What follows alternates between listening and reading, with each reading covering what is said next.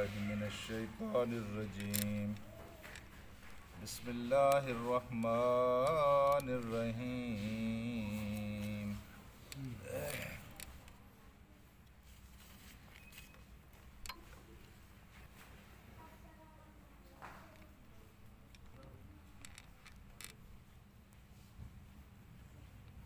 ثم رددنا لكم الكرة عليهم وأمددناكم بأموال وبنين وجعلناكم أكثر نفيرا.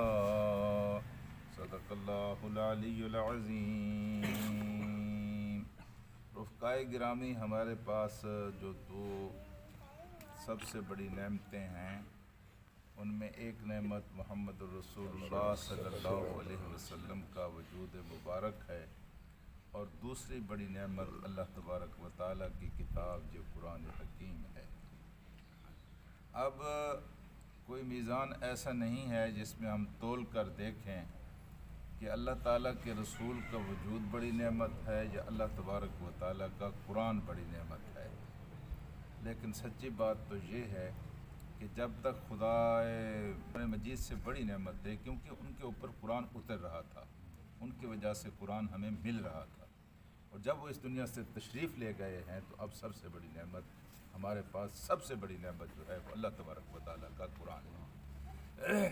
میرے عزیز دوستو، اللہ تعالیٰ نے اپنے رسول کو جو نشانیاں دکھائی تھیں یہ شب معراج میں یا معراج کے سفر میں، ان نشانیوں میں جہاں دوسری بہت بڑی نشانیاں تھیں، ایک نشانی یہ بھی ان کو دکھانا تھی کہ آپ سے پہلے ایک صاحب کتاب جن کو اللہ تعالیٰ نے کتاب دی تھی، جس طرح آپ کو کتاب دی گئی ہے، اس قوم نے اس کتاب کے ساتھ وفا کی یا اس کتاب کے ساتھ بے وفائی کی، تو اللہ تعالیٰ نے اس قوم کے ساتھ کیا کیا یعنی وہ سرزمین دکھائی گئی. اس سرزمین کے اوپر وہ قوم جس طرح عروج و زوال کا شکار ہوئی، وہ ساری کی ساری داستان آپ کے سامنے رکھی گئی، اور آپ کو یوں سمجھیں کہ ایک پیغام دیا گیا.